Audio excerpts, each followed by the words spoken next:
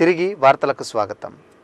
Venkatagiri municipality పరిధిలోని Bangarupet PHC ఆసుపత్రిలో pentavalent vaccine పోస్టర్ను ఆవిష్కరించారు మున్సిపల్ చైర్పర్సన్ దొంతు శారద.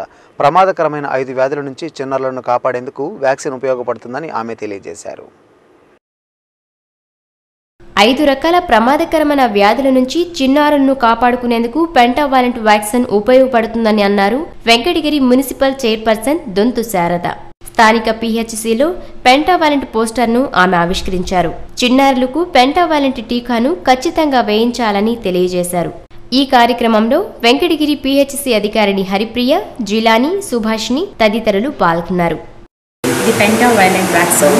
5 వ్యాక్సిన్లకు బదులు ఒకే వ్యాక్సిన్ కనుగొన్నారు. దీనివల్ల 5 వ్యాధులు రాకుండా నివారించవచ్చు. అదేవిధంగా పిల్లలకు 5 వ్యాక్సిన్లు వేసే బాధ కూడా తగ్గుతుంది. ఈ వ్యాక్సిన్ని ప్రజలందరూ ఉపయోగించుకొని మాతా శిశు మరణాలు తగ్గించాలని ప్రజలందరినీ కోరుతున్నారు. చిన్నారులను 5 రకాల వ్యాధుల నుంచి కాపాడే పెంటావాలెంట్ వ్యాక్సిన్ పంపిణీ ప్రక్రియను ఆత్మకూరులో ఆర్డీఓ రమణ ప్రారంభించారు. పలువురు ప్రజాప్రతినిధులు, అధికారులు ఈ కార్యక్రమానికి హాజరై వ్యాక్సిన్ను చిన్నారులకు అందజేశారు.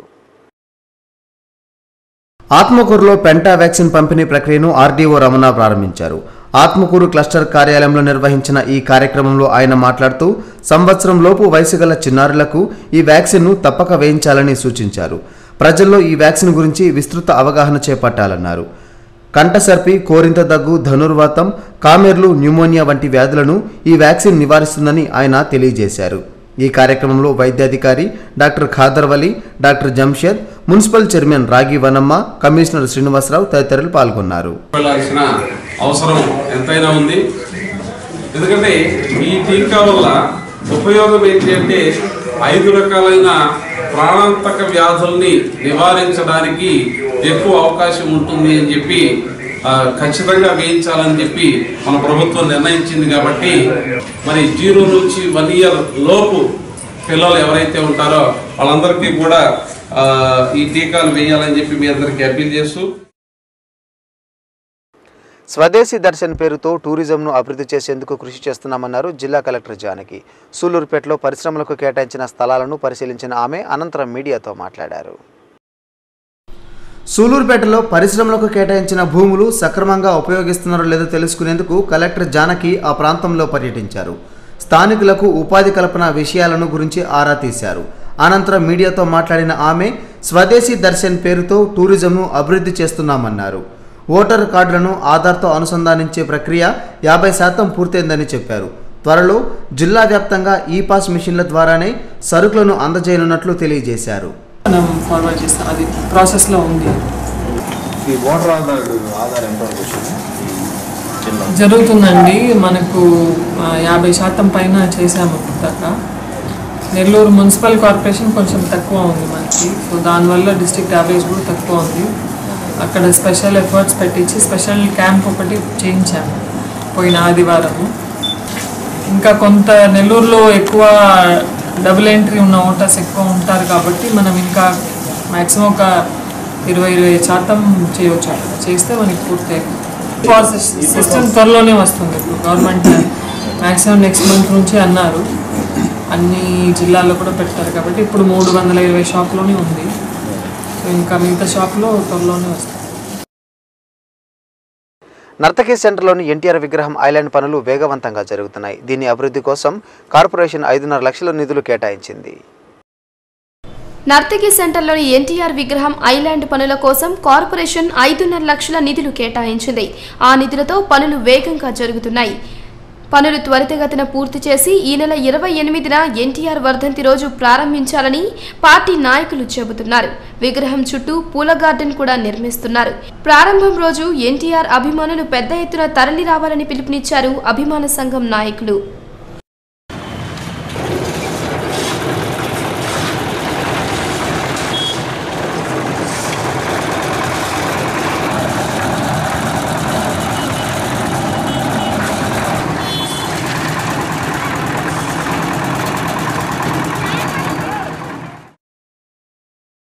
ఆరో డివిజన్లో డిప్యూటీ మేయర్ ముక్కాల ద్వారకనాథ్ సొంత నిధులతో కలవర్టు పనులు ప్రారంభించారు. దీనికి సిటీ ఎమ్మెల్యే అనిల్ కుమార్ యాదవ్ శంకుస్థాపన చేశారు.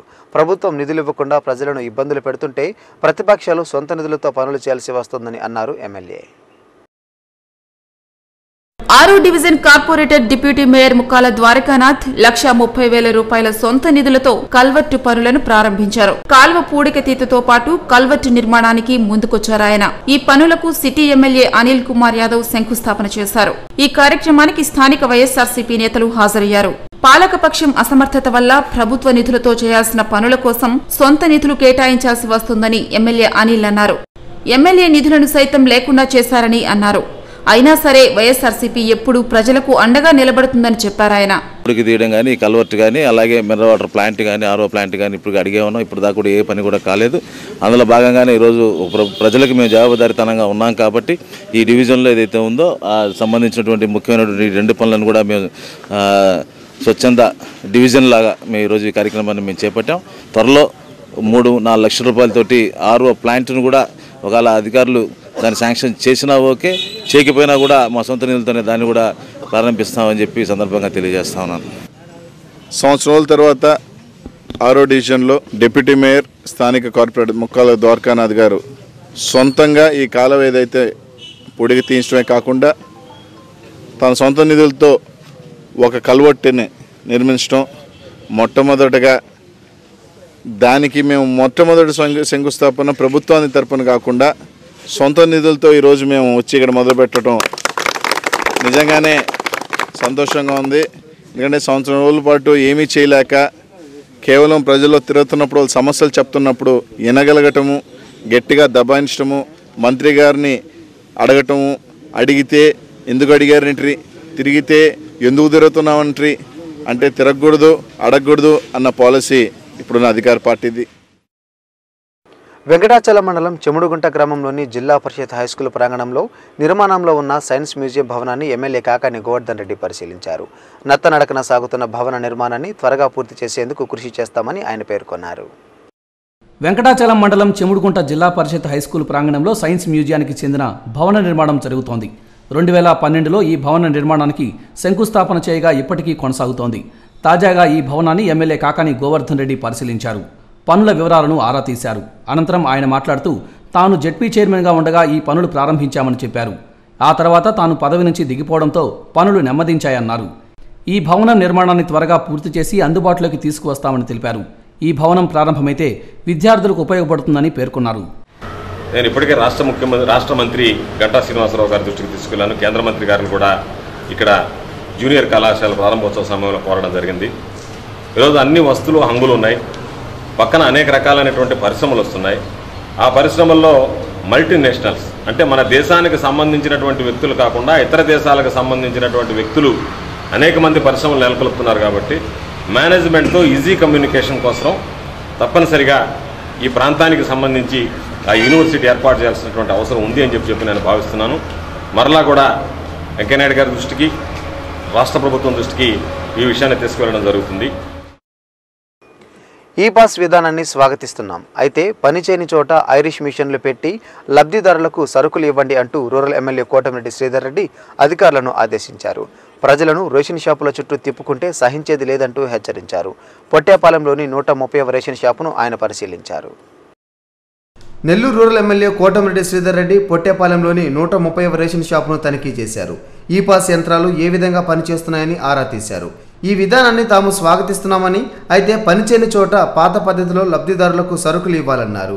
అంతేగాని ప్రజలను రేషన్ షాపుల చుట్టూ తిప్పుకుంటే సహించేది లేదంటూ హెచ్చరించారు. అధికారులు సత్వర చర్యలు చేపట్టి లబ్ధిదారులకు ఎలాంటి ఇబ్బందులు లేకుండా చూడాలన్నారు. ద్వారా సరుకులు ఇప్పించండి, మాకు అభ్యంతరం లేదు. అయితే ఎక్కడైతే ఈ పాస్ సమస్యలు వచ్చాయో ఆ సమస్యలు వచ్చిన చోట రేపు రండి, ఎల్లుండి రండి, మొన్నడు రండి అని చెప్పని రోజుల తరబడి తిప్పుకోకుండా గంటల కొద్దీ వేచి ఉంచకుండా ప్రజల్ని తక్షణం వారి వద్ద సంతకాలు తీసుకుని వేలిముద్రలు తీసుకుని సరుకులు అందించే అధికారాన్ని డీలర్లకు ఇవ్వండి, లేదా మీ గ్రామ కార్యదర్శికి ఇవ్వండి. పొట్టేపాడులో కూడా దాదాపు 100 మందికి ఈ సమస్య ఉంది. 800 కార్డులు ఈ షాప్లో ఉంటే 100 మందికి ఈ సమస్య ఉంది. తక్షణం దాన్ని సరిచేయమని చెప్పడం జరిగింది. వారు కూడా ఐరిష్ మిషన్లు పంపిస్తామని చెప్పడం జరిగింది. మీరు సరిచేయండి, మేము స్వాగతిస్తాం. మీరు సరిచేయలేనప్పుడు ఎక్కడైతే సరి చేయలేకపోయారో అక్కడల్లా పాత పద్ధతుల్లో సరుకులు ఇవ్వండి. దివంగత మాజీ ముఖ్యమంత్రి నేదురుమల్లి జనార్దన్ రెడ్డి ప్రథమ వర్ధంతి నెల్లూరు ఇందిరాభవన్లో ఘనంగా జరిగింది.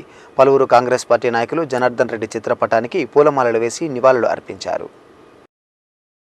నగరంలోని ఇందిరాభవన్లో మాజీ ముఖ్యమంత్రి నేదురుమల్లి జనార్దన్ రెడ్డి వర్ధంతిని ఘనంగా నిర్వహించారు కాంగ్రెస్ పార్టీ నేతలు. జనార్దన్ రెడ్డి చిత్రపటాన్ని ఏర్పాటు చేసి పూలమాలలు వేసి నివాళులు అర్పించారు. జనార్దన్ రెడ్డి అమర్ రహే అంటూ నినాదాలు చేశారు. సామాన్య రైతు కుటుంబంలో పుట్టి ఉపాధ్యాయునిగా జీవితాన్ని ప్రారంభించి ఎన్నో కీలక పదవులను అందుకున్నాడని ఈ సందర్భంగా పలువురు కాంగ్రెస్ నేతలు గుర్తు చేసుకున్నారు. ఏ పదవిలో ఉన్నా ఆ పదవికి వన్నె తెచ్చారని అన్నారు. పాలనలో తనదైన ముద్ర వేశారని తెలిపారు. రాజకీయాలకు అతీతంగా పాలన సాగించారని తెలియజేశారు. ఇందిరాభవన్ నిర్మాణానికి ఎంతో కృషి చేశారని ప్రశంసించారు. అనంతరం వస్త్రదానం, అన్నదాన కార్యక్రమాలు నిర్వహించారు. ఈ కార్యక్రమంలో కాంగ్రెస్ పార్టీ నాయకులు ఉడతా వెంకట్రావు, సివి శేషారెడ్డి, బాలసుధాకర్, రఘురాం ముదిరాజ్, పందిళ్లపల్లి అరుణమ్మ, యేసునాయుడు, నరసింహులు గౌడ్ తదితరులు పాల్గొన్నారు.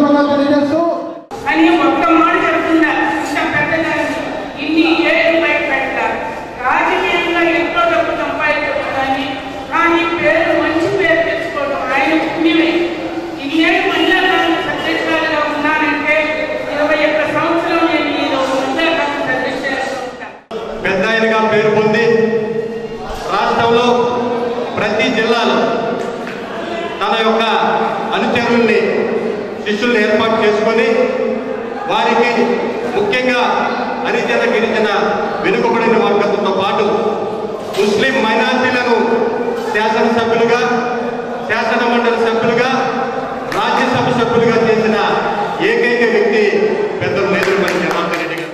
92 ఆ రోజులు ఇందిరాగాంధీకి ఎంతో ముఖ్య అనుచరుడుగా జిల్లా నుంచి రెడ్డి గారని పిలిచేటువంటి మహోన్నత వ్యక్తి నేదురుమల్లి జనార్దన్ గారు 92లో ముఖ్యమంత్రిగా ఆయన పదవి చేపట్టడం, అటు వాతానికే కాకుండా వెంగళగిరి నియోజకవర్గానికి ఎమ్మెల్యేకి ఎలక్ట్ అయిన తర్వాత వెంగళగిరి నియోజకవర్గం మారుమూల ప్రాంతాన్ని ఒక స్మార్ట్ సిటీగా తయారు చేసినటువంటి ఘనత నేదురుమల్లి జనార్దన్ గారిని. ఆయన సామాన్య రైతు కుటుంబంలో జన్మించి అంచెలంచెలుగా పెరిగి ఈ భారతదేశ రాజకీయాలలో పెరిగినటువంటి మహా వ్యక్తి ఆయన. ఈ రాష్ట్ర ముఖ్యమంత్రిగా పనిచేశాడు, ప్రదేశ్ కాంగ్రెస్ అధ్యక్షుడిగా కూడా పనిచేశాడు. జాతీయ రాజకీయాల్లో కూడా తనపైన ఒక ఒత్తిడి వేసుకున్నటువంటి మహానాయకుడు జనార్దన్ రెడ్డి గారు. ఇప్పుడు కాసేపు వాణిజ్య ప్రకటనలు, అనంతరం మరిన్ని విశేషాలు.